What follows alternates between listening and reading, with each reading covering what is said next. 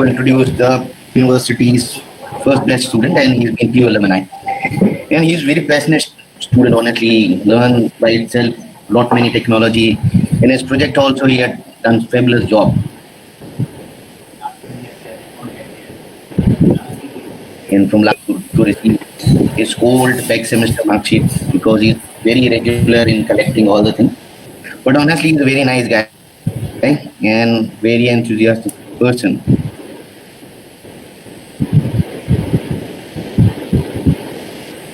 Who can go in learning, deep learning, and he had done lots of work in the KERAs and practical projects. So he's going to share, this is not one of his lecture, but it's the lecture series that he's going to introduce what do you mean by machine learning, deep learning. And throughout the lecture series, he's going to share the practical project, whatever he had done across the 1 year job. So now all yours, Mr. Jay.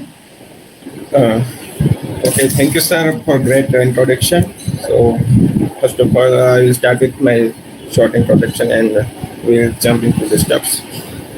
So, hi everyone, my name is Jay and I was a student of Parul University 2015 batch, and currently I am working in a machine learning company named Sopnotics LLP.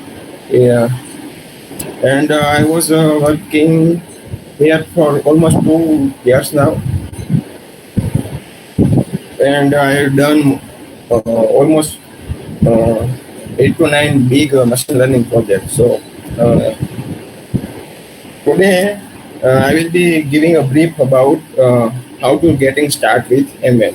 So, many of the students will be on in final year or in third year. So, they will be doing some projects, and they will be having some great ideas also, but they don't know how to start. So, agenda of today's webinar will be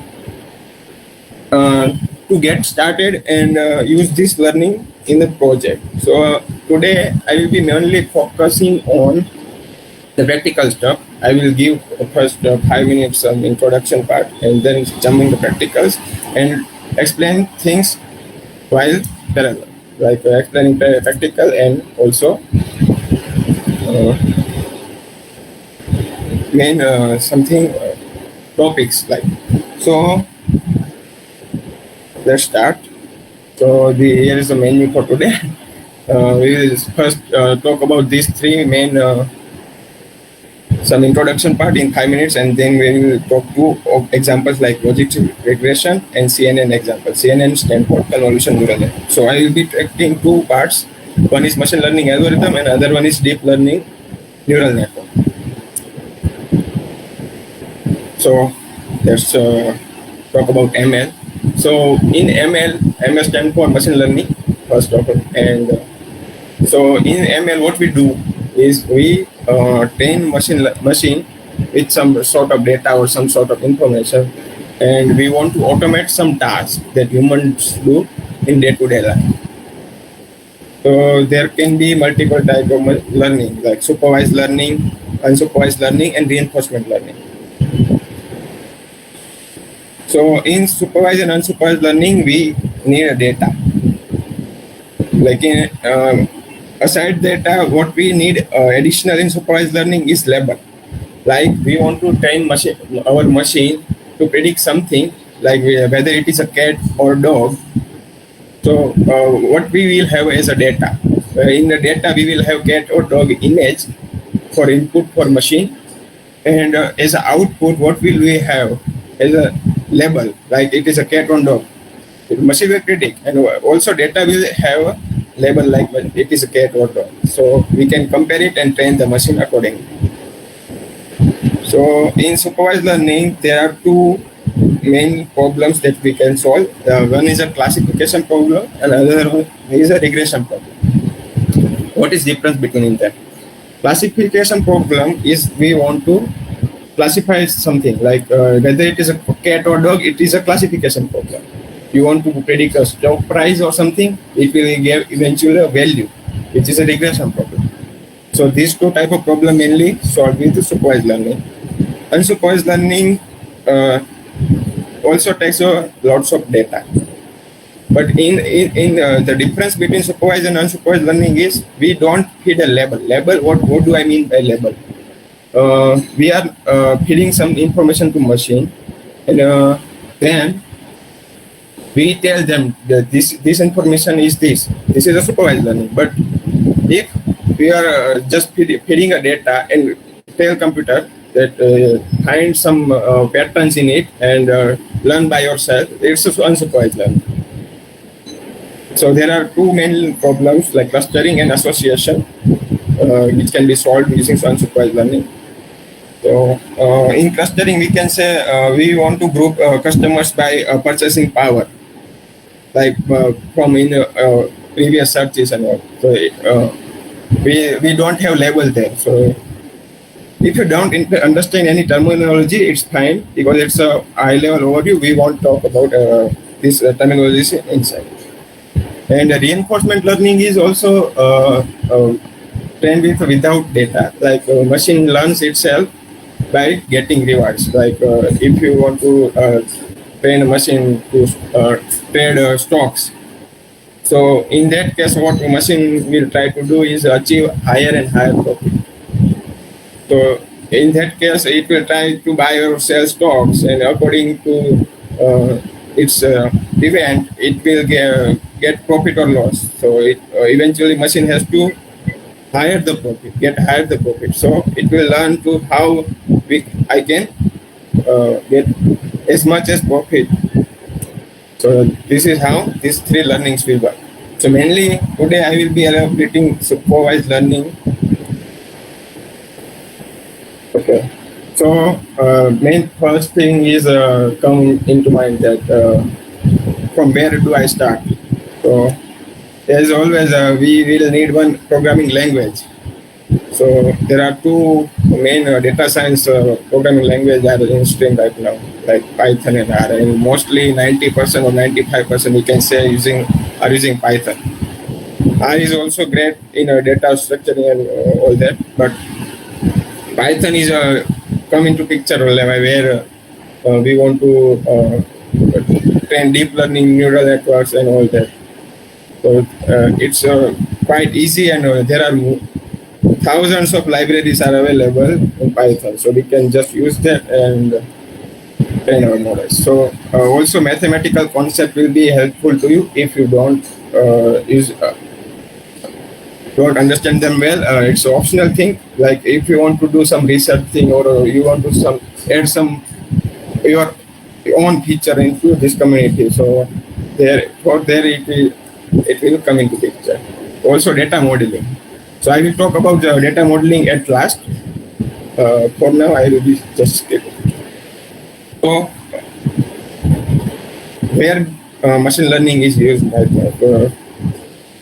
speech recognition, neural network processing, natural language processing, computer vision, medical stuff, and all.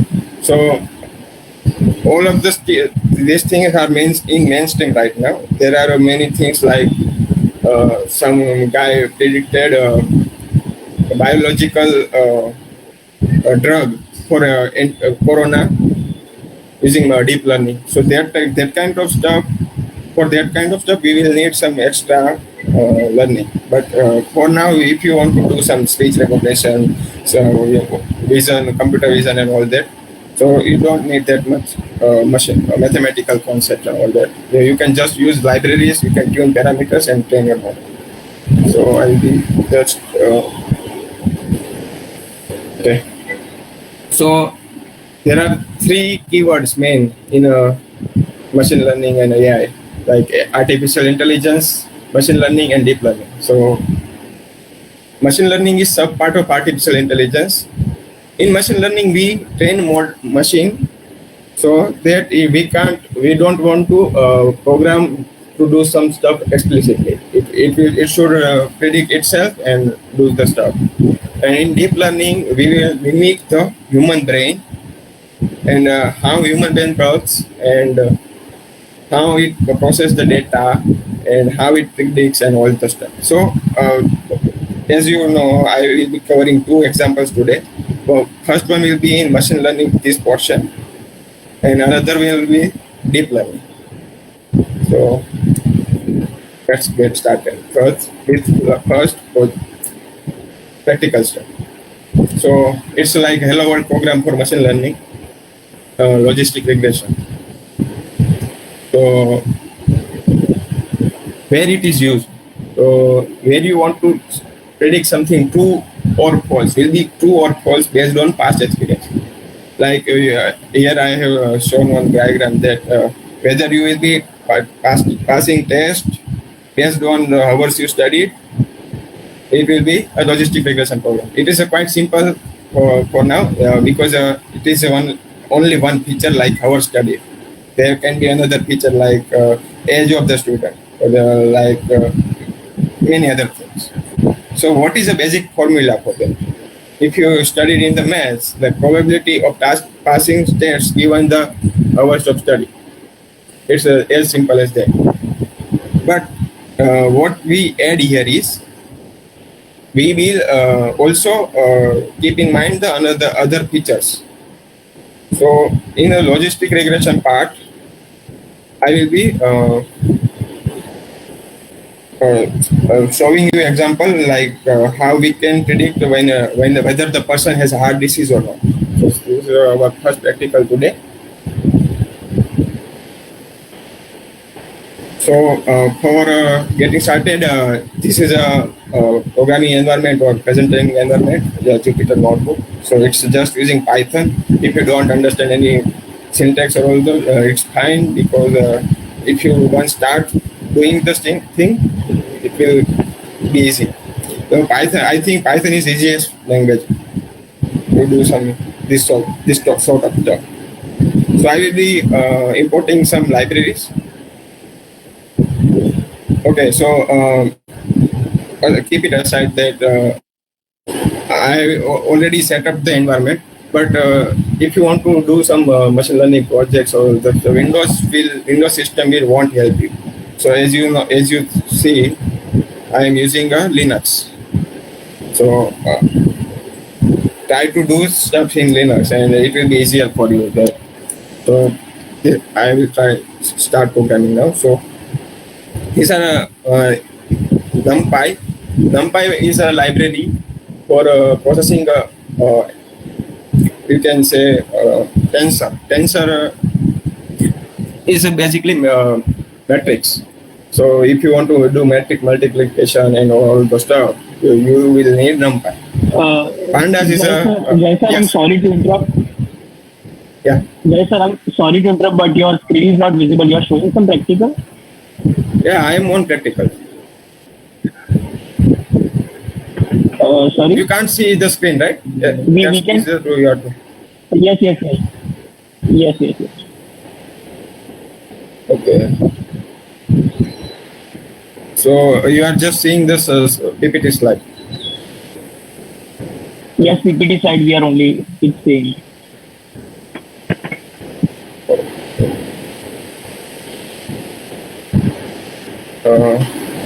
So can you give me some break because I am accessing a remote there, so it can be no problem.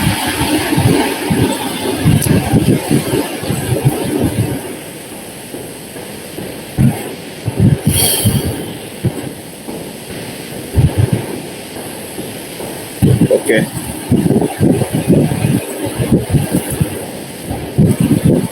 Just give me 1 second. I will join again. It's remote system.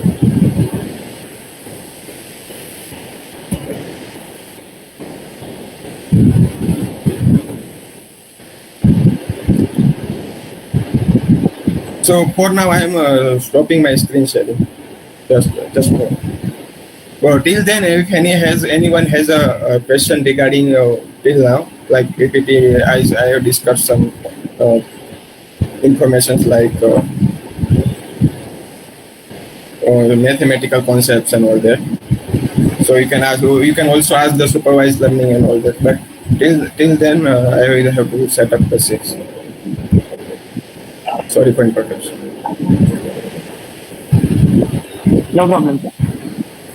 Yeah.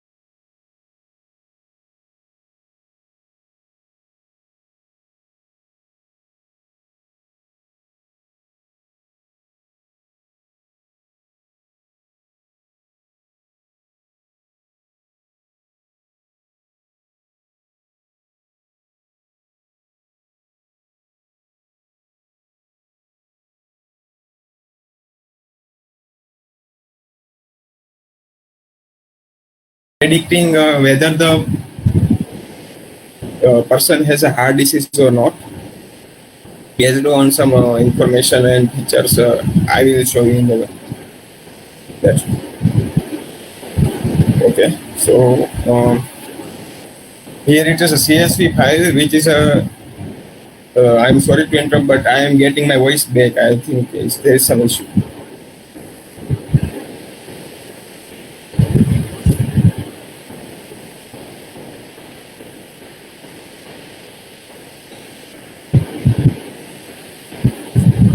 Sir, if you are using two devices parallelly, you can mute a one device. So that can be the good for you. So you will be not your voice get back.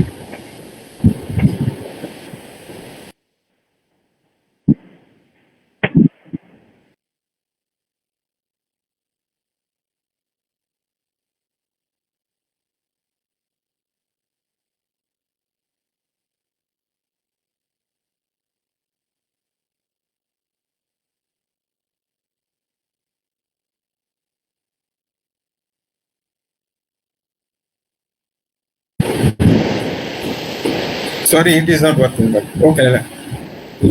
Let's start without.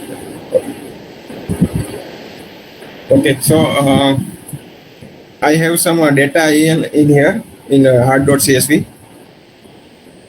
So I will just read it using pandas. It is basically the data frame library to read the CSV like raw data. So let me just run it.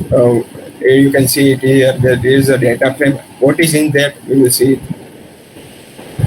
Okay. So in that data set, we have 303 rows and 14 columns. So we will print just 5 of them. So as a row, we have multiple persons, and as a column, we have age, gender, and this all hard-based some features. I will explain step by step. So basically, age, gender, chest pain, like which type of chest pain, like typical, and all the. We will scale it 1 to 4, and also blood pressure and all that stuff. So we have now all this data. Now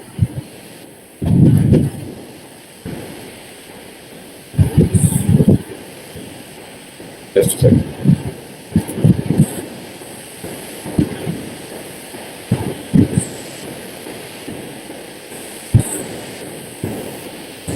So in this practical, what we will be doing is we will feed this data to logistic regression and try to train the model whether the person has a heart disease or.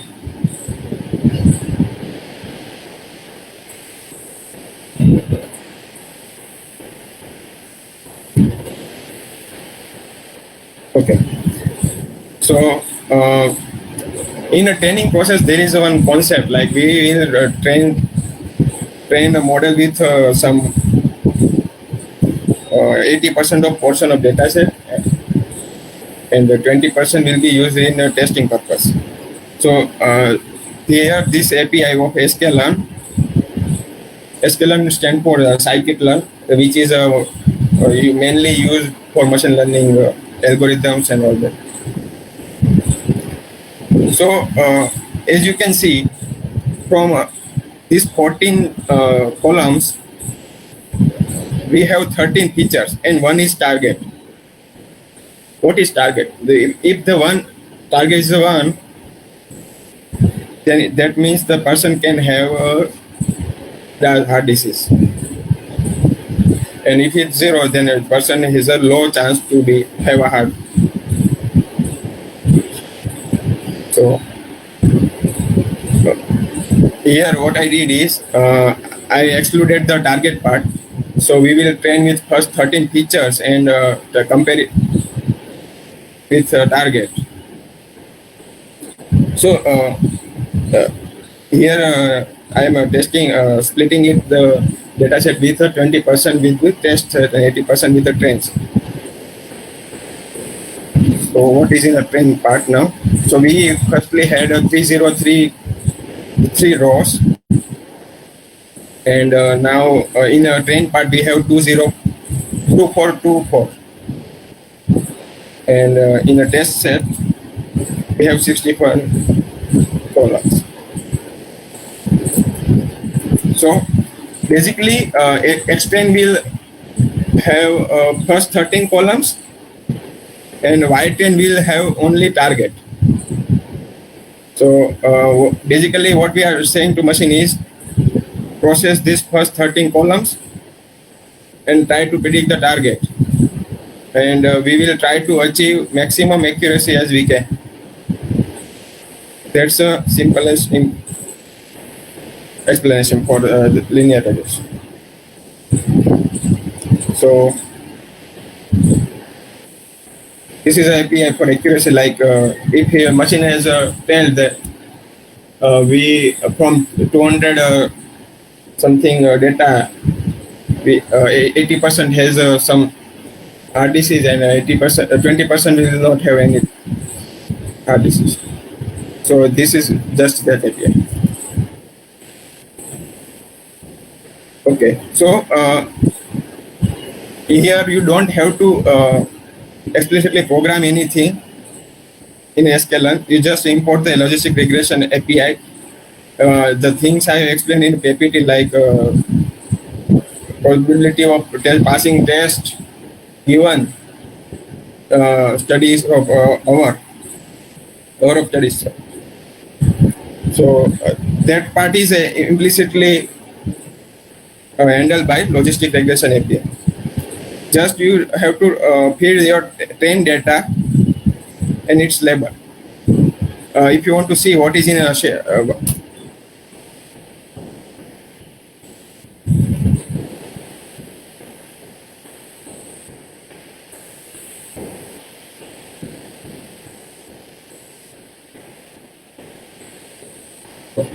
as you can see, it is a label.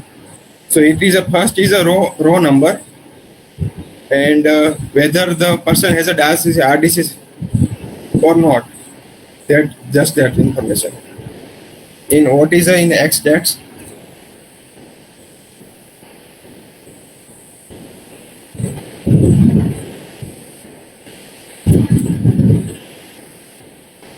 as we discussed, like we first 13 columns.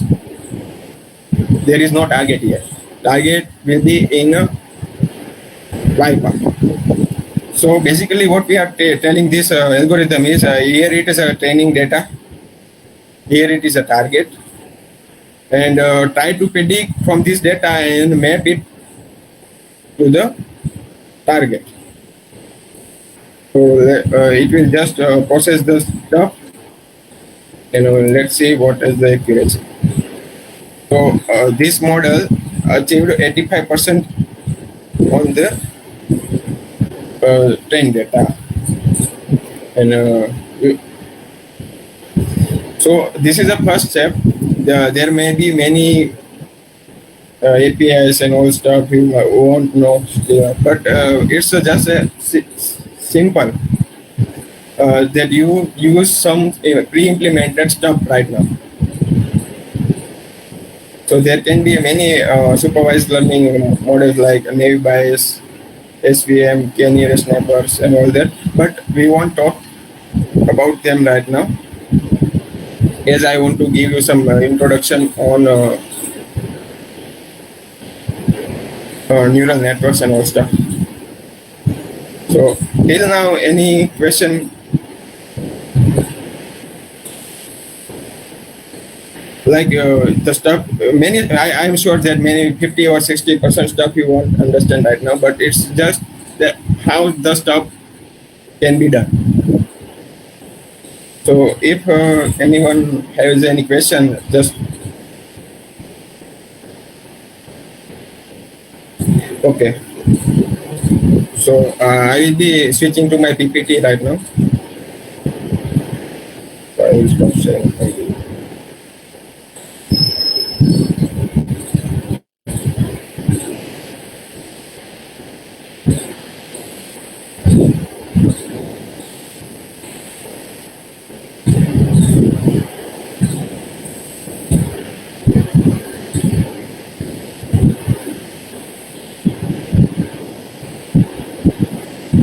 Okay. So we covered this part, logistic regression. So now we will switch to neural networks. So in neural network, what we want to do is we want to mimic our human brain, how it trains data and how it processes. So it is an overview here. So there are billions of. Sorry. I have some technical issues right now. Just a second. Audio is annoying.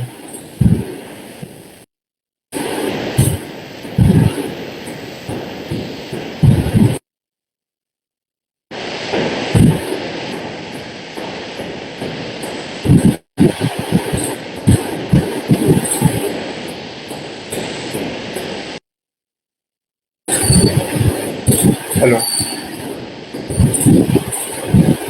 Yes, you are audible. But every time voice comes twice, it is annoying.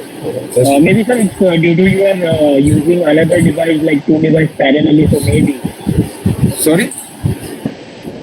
Maybe you are using the two devices parallelly. You are like logging in from the two devices. So maybe it's happening due to that only.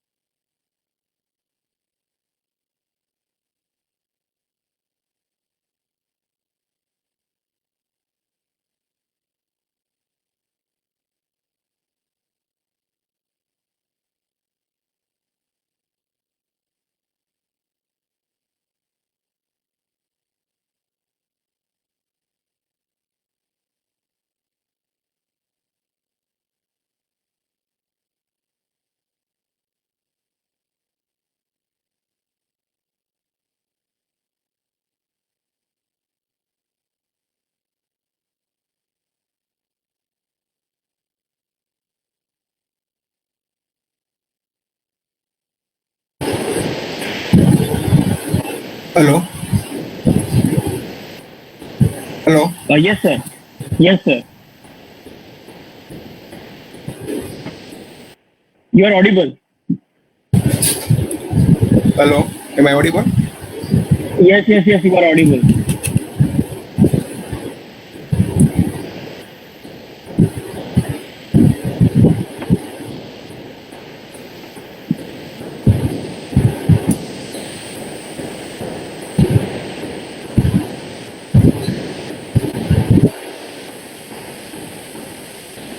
So, hello.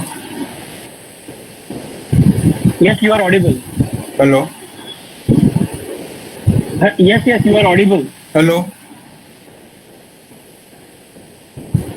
Hello. Yes, sir, you are audible. I can hear you. Hello.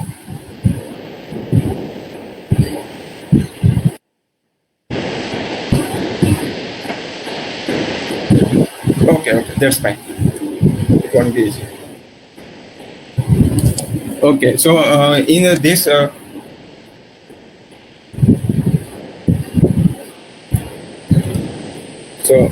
neural network, what we want to do is we want to mimic human brain. So in this part, we will have billions and billions number of neurons. So in order to mimic them, we will need some neurons-like structure. So here we will have multiple nodes.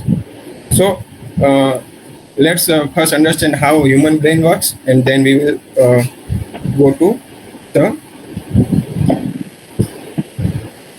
machine learning part and deep neural network part. So here is some information is fed to these 4 neurons, and here the 3 neurons are predicting something based on these inputs. So in neural networks, in between there will be billions and billions number of neurons. So and each and every neurons will be connected with another thousands and all neurons. So what it is doing actually is it is getting some information, it is processing it here, and it is passing its learning to another 5 neurons. In here case we have 5, we can have as many as we can store in our memory. So now the first neuron's learning will be transferred to this, and this neuron is getting learning from these 4. And from these 4 learnings, it will again process some information on it, and it will transfer it in another next. By doing this, at the end, we will have some actual output. So here, it is actual neuron. Like human brain neuron, and it is a computer simulation something. So it is getting information from previous learnings here, and it is doing some process here, and it is passing this information to another neurons. So there is a provision like we want to regulate the input output of the neurons. So for that we will use activation functions. Here it is a sigmoid. I will explain the another activation functions in the next part. But now, what it is actually, why it is similar. So here the neuron is getting input. Again here neurons are getting input from previous one, and it is a processor. Here it is a processing something. Processing just in mathematical terms we can say a matrix multiplication or simple multiplication or something addition to the what we got previously and all that. It's like just a mathematical function which adds on some information in the previous gathering. Now once its data is processed, it will be ready to given to the next neuron. So for that we will have one regulator something. It is called activation function. So activation function basically what it does is, let's say for one neuron we get some output like 200 or 300 in decimals. So the activation function is regulating that output. Like how, if 200 is a big number, like if you have thousands and thousand functions like this in your memory, you can't just process it in a one way. So you have to lower the computation power. So what we can do is we can reduce the amplitude of the data. Amplitude in the sense is 200 is too much big. So we will scale it to the 0 to 1. This is what it's doing basically. So there is one sub part of neural network that is a convolutional neural network. So we will talking about this in the next practical. So what is a convolutional neural network? So convolution is a operation. Many of computer vision students will be knowing it, and so it is why it is used in computer vision and all that. So it is a better at detecting the edges in the images or all. So eventually machine can learn by edges that it is some kind of object, whether it is a boat, dog or cat or something. So these are the operations like convolution. ReLU. ReLU is one type of activation function. I will explain that also. Pooling is an operation. I will get also explain in the next practical. So this is some neural network looks like. This is how neural network looks like. We have some input. We have some input layer, inner layer, another input layer, and we have some output. So I will be switching to the practical part.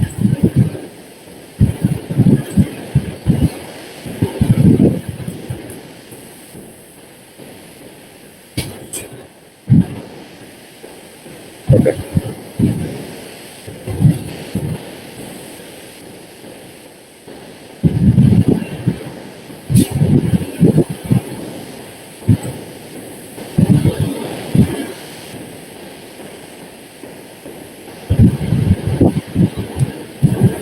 It is taking a while. Just give me 2 seconds.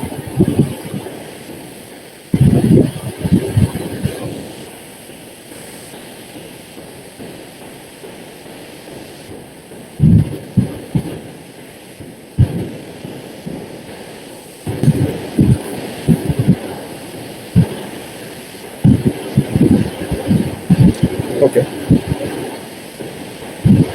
So just let me know once you see my screen. Yes, sir.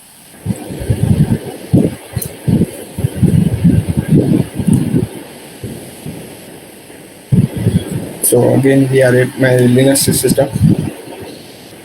Yes, it's visible now. Okay.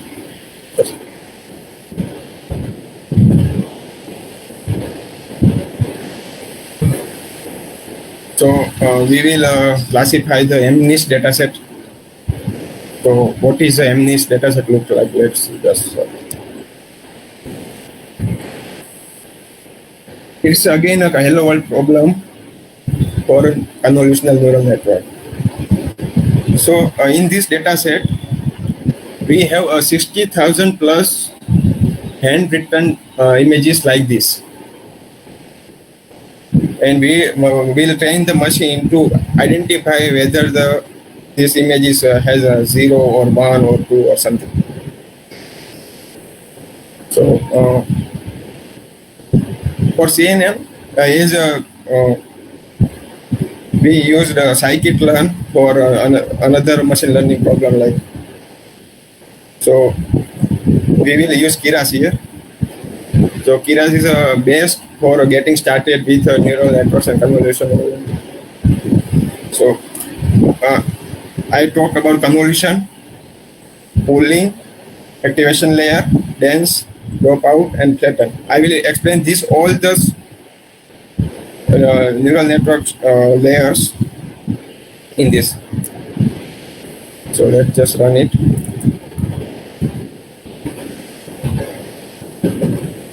So batch size. In neural networks, we will use this term multiple times. So what is batch size? It is a number of images we will use to feed machine at a time.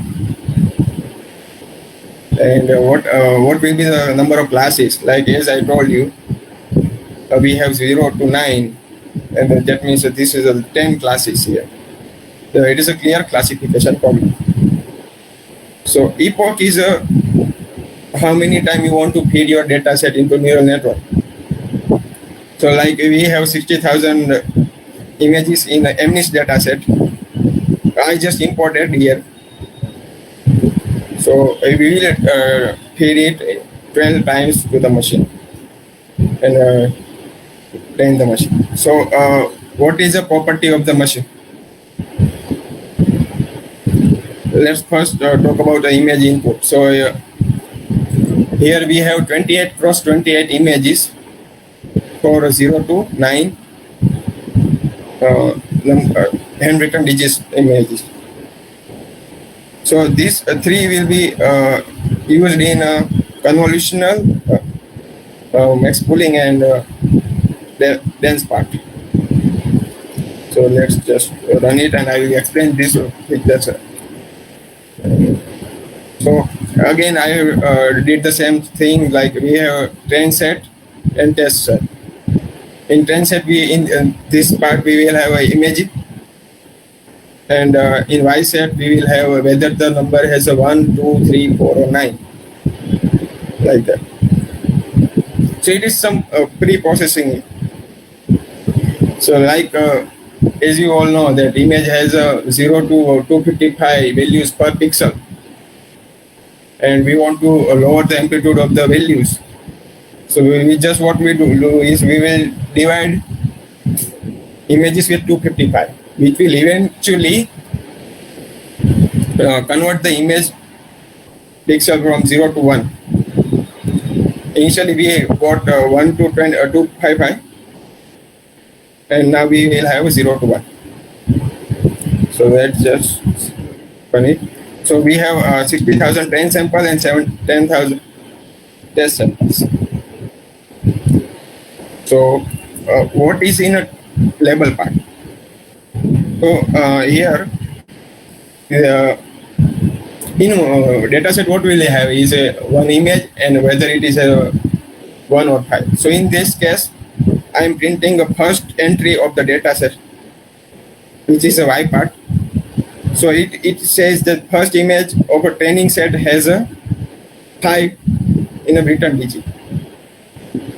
But as I told you that if we want to train a machine, so eventually the label should be as expected to the neural network output. So what will the neural network giving us is 10 values. The higher the value, and let me just explain here.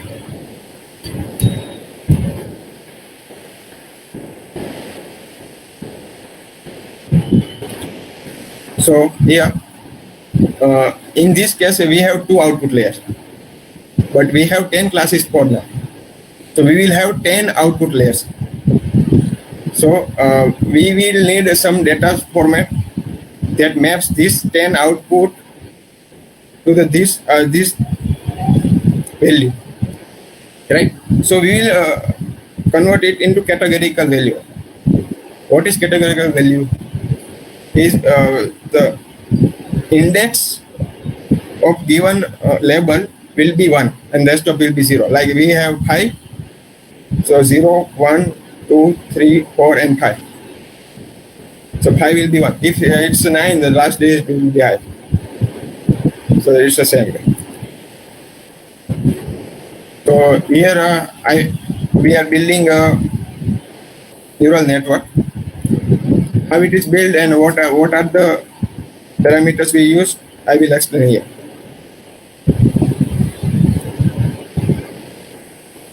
So what is a convolution operation, as we talked about earlier? So in convolution, we just had some kernel. So what is a kernel first? So kernel is a tensor. Like we can also say weight. So which will directly multiply to the image. So we have 28 cross 28 image, but let's take example of 7 cross 7 cross 3. So how in this case filter will be applied to the convolution operation, like so here it is a tensor, also you can say a kernel, and what's the kernel size for now? 3 cross 3 for us, but in this case we have 3 cross 3 cross 3. So we have 1, 2 and 3 and 3 cross 3. Matlab, this is a whole tensor here. Likewise, we have 28 cross 28 image as input for now. We are taking this example like 7 cross 7 cross 3, first channel, second channel and last channel. So let's multiply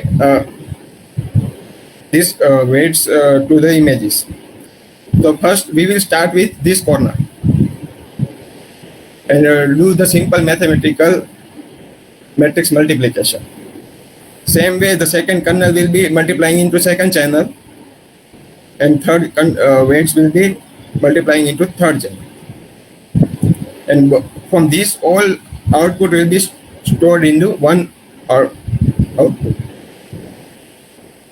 So let's say for first weight, we are multiplying this to this, again this to this, and this to this. And this output will be stored as here. So how many filters we use here? 2. So we will have 2 matrix, which will be referred as a feature, a filter. So as many as filter we can add, we can add accuracy in our model. So again, the first we have multiplied to this corner. Now we will apply to the next part. So we skip this 2 because the default stride to shift is 2. If we can make it 1. So we will just apply from here. So as the result, we will get some tensor, which will eventually has some information about the edges in the image, which will be carried forward to the next part. So again, we have a third convolution of, and likewise all matrix will be calculated. Now we talk about equation function. So we have a sigmoid function, tan function, ReLU function, leaky ReLU, and all that. So let me zoom out.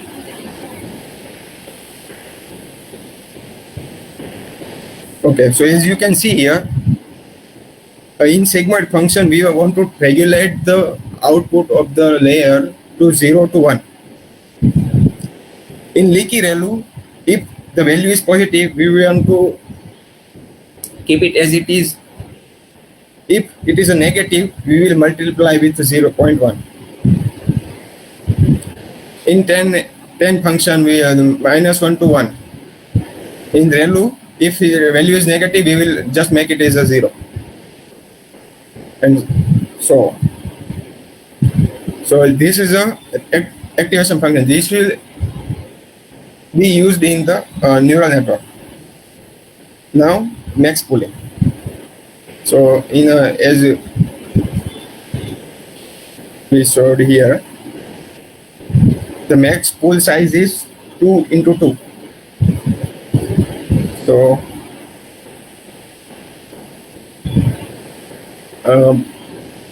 we will divide this input tensor.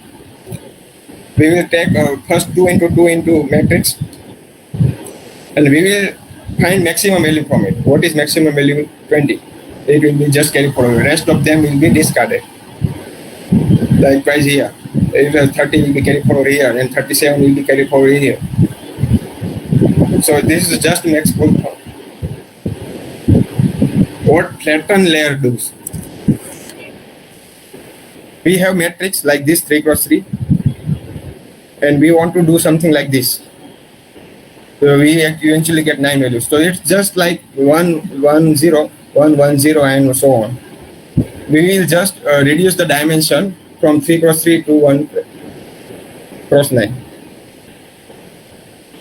So I will talk about dropout in the last. So as a model building part, what we have done is we have taken sequential network, which will eventually has a convolution, activation, max pooling, dropout, flatten, dense.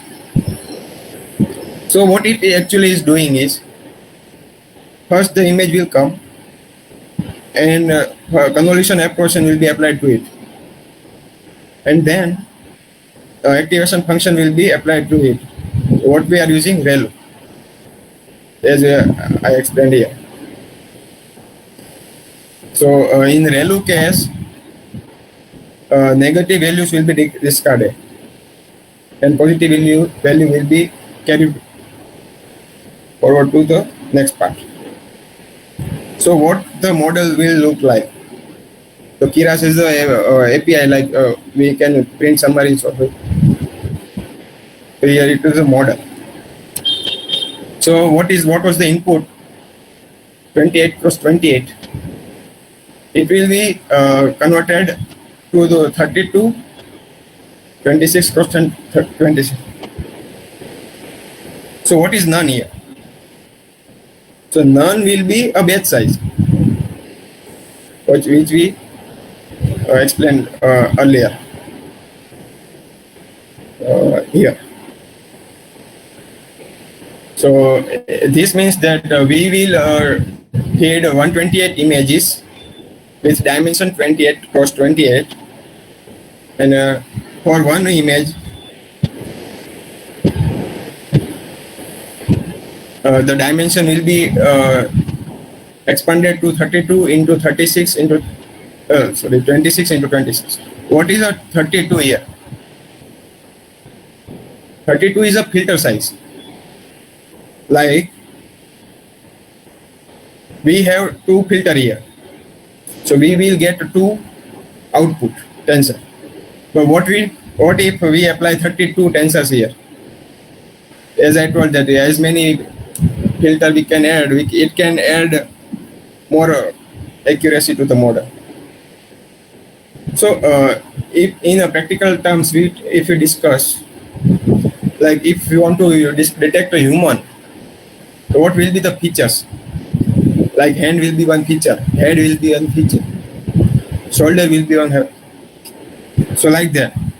So each and every filter we apply, it is doing some filter extraction. Like one filter will be extracting some information like hands or all. So after 32 filters, all the information will be getting combined, and machine will train that whether the human is present or not. Like so, likewise, activation function we want to change the dimension of the input. Think like it is connected to this, and again we will apply convolution with 30 filters right now, and activation and max pooling and all, as I explained. But now here are parameters. What is this? So parameters are dimensions, weights we can say. Like we applied here,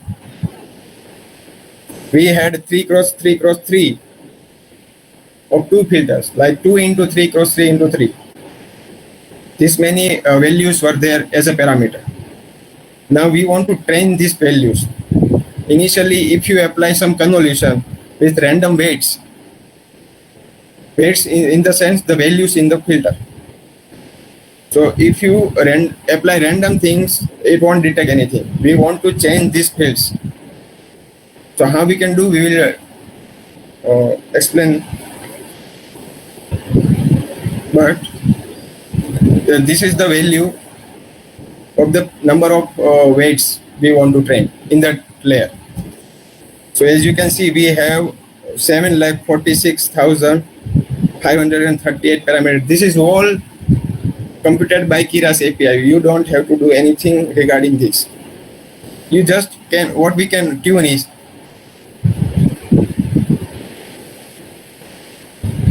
these values. Kernel size we took as a 3 cross 3. We can make it 5 cross 5. But it should be on target purpose. Like we want to apply this on large scale images and their objects. Detailing is not much needed, so we can make kernel size larger. And number of filters, we have 32 right now. So these all values we can change. Accordingly, the parameters will be changed. So at last, we have 0 to 9 values. We have 10 classes. So we will have 10 output nodes. So now we had a data set, we designed a model. Now we have X-train, which contains images, Y-train, which has a categorical value, like 001, and I explain batch size, which will be fed to the none. Like we have 1,000 images input, so 1,000 into 10, that means we will get 1,000 responses with whether the number is 1, 2, 3, 4, or 9. Epochs, as we explained, like we will use, like, let me make it one. It is the validation data. What is validation? Is we are training the network and we want to know the state of the training, like how much it is trained, how much accurate it is, and all that while training. So where the validation data will be used. So we use 2 here. So now machine is training the images. So as you can see here, accuracy is increasing. Loss. I will talk about loss. What is loss? So let's say we are feeding a 5 image with 5, right? So what we expect as output. First 4 digits should be 0, 5th index will be 1, and last till then 0. So let's say machine predicted 0. So it's a wrong prediction eventually. So we will use a categorical cross entropy. What we will do,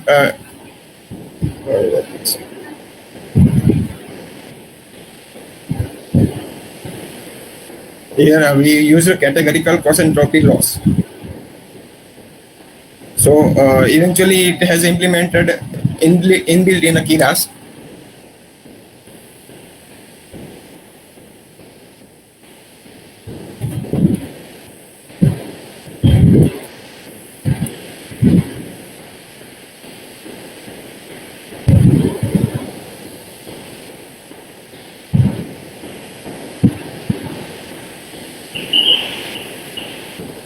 So what the function will do is we will have a logits output, like we have 10 output nodes. That value will be given input to the categorical function, like that. We have y2 here. Y2 means label, and we have predicted values here, which is output from neural network.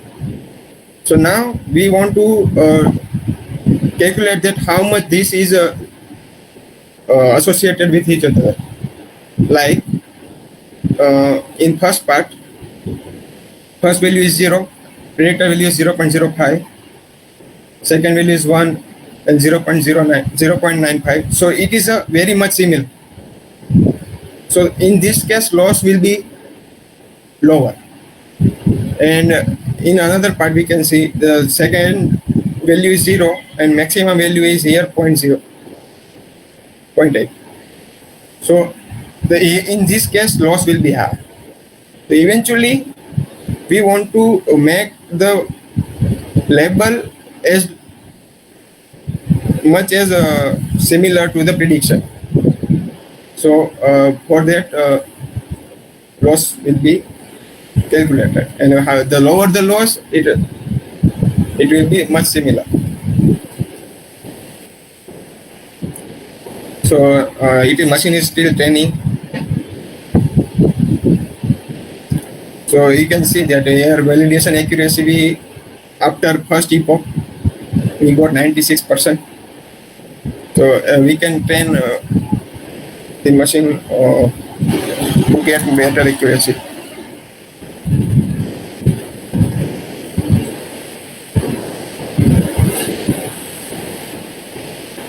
So for now, I will just make it run and okay.